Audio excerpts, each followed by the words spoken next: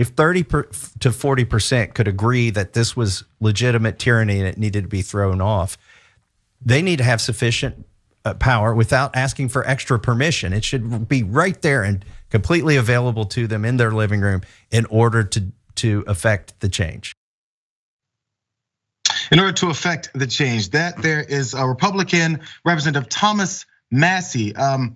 You may have seen his faces in a few places recently saying ridiculous things. We'll get to some of that, but he is still in office. I want you guys to remember that. He is still in office, and he's there discussing on Tim Pool's podcast there about how armed citizens would need to be and how many of them need to be armed to a certain degree so that they can take over and overthrow the United States government, as the founding fathers apparently wished that they would. And again, by the way, if enough people believe that there's tyranny happening, which also is known as Republican circles, convincing enough people that an election was stolen from them when they actually lost. So let's go to some of the things that Thomas Massie has been known for outside of this ridiculous thing that he just said about overthrowing the government. Let's look at this tweet that he put out in August, I believe, of last year.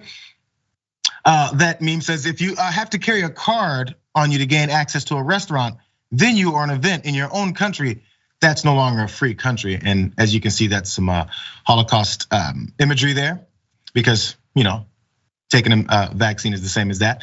And this is from January of this year, you guys, another tweet that he wasn't gonna be outdone there. You mustn't question Fauci, for he is science. And there's an image of a huge hand smashing down a bunch of common people. And the quote is there, to learn who rules over you, simply find out who you're not allowed to criticize. Apparently that's from Voltaire, according to Massie. But surprise, surprise, Massie was wrong there again, because that quote is actually not from Voltaire. And let's read this now. There's no record of Voltaire ever uttering these words. The quote is commonly attributed to Kevin Alfred Strom, a neo-Nazi who pleaded guilty in 2008 to possession of child porn. Oh, that's just two strikes right there. Strom said in this 1993 broadcast, quote, to determine the true rules of any society, all you must do is ask yourself this question: who is it that I'm not permitted to criticize?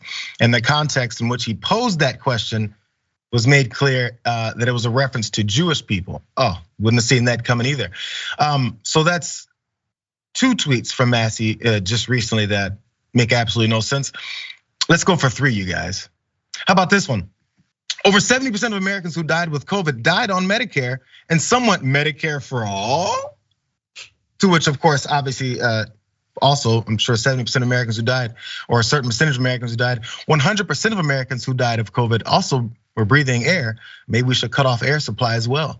Those things all make sense when it comes to something so straightforward as just throw a number out there about something that I don't want and say that's the reason for it. Absolutely no connection whatsoever, Dave.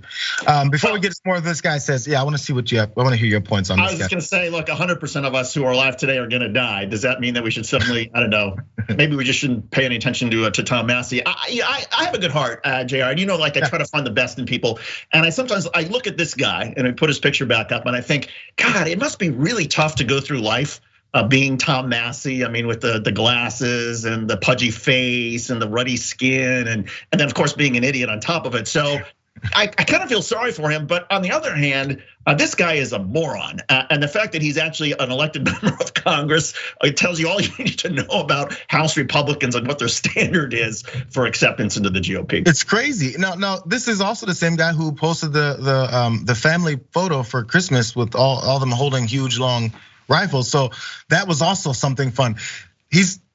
I'm not sure how serious he really takes himself to be, if he just thinks I gotta run this clown show because I'm in the clown party and they're not gonna keep reelecting me unless I do clownish things. The circus has to continue to go on.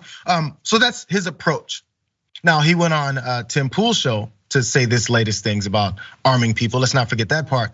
But Tim Pool then came back with this extra thought. I believe the Second Amendment protects your right to own nuclear weapons. I believe an individual citizen in this country has a right to own a nuclear warhead. But not a delivery device? Oh, all of it, I think. Well, Tim, what about biological weapons? Absolutely, all of it. Okay, so first of all, he got some pushback from this and he didn't like the kinds of things that were being said. So he did tweet about how context wasn't fully there. Because when I saw this, I said, what did he say after that? And what did he say before? So he did point out that he says talking about Second Amendment, it literally says, quote, arms. It does not have limits. If you don't like it, you need to amend the Constitution. So he's pointing that out, and then he continued on and said, of course, what Right Wing Watch cuts out is that on the show, I literally said I'm not advocating it, and most people would agree to change it. So I guess he's having an intellectual conversation about the limits of the Second Amendment. We can have those kinds of conversations. You can even claim that it's for biological and nuclear weapons, but you'd have to wonder how those would be used and for what purpose. Just to end existence for the sake of freedom. So if you're gonna have the conversation, David, I'm sorry, if you have the conversations about whether or not there's limits on the Second Amendment and you don't want there to be, and these are the things about it, and then you don't actually like that, again, within the context of who you just had on your show, why are you saying that?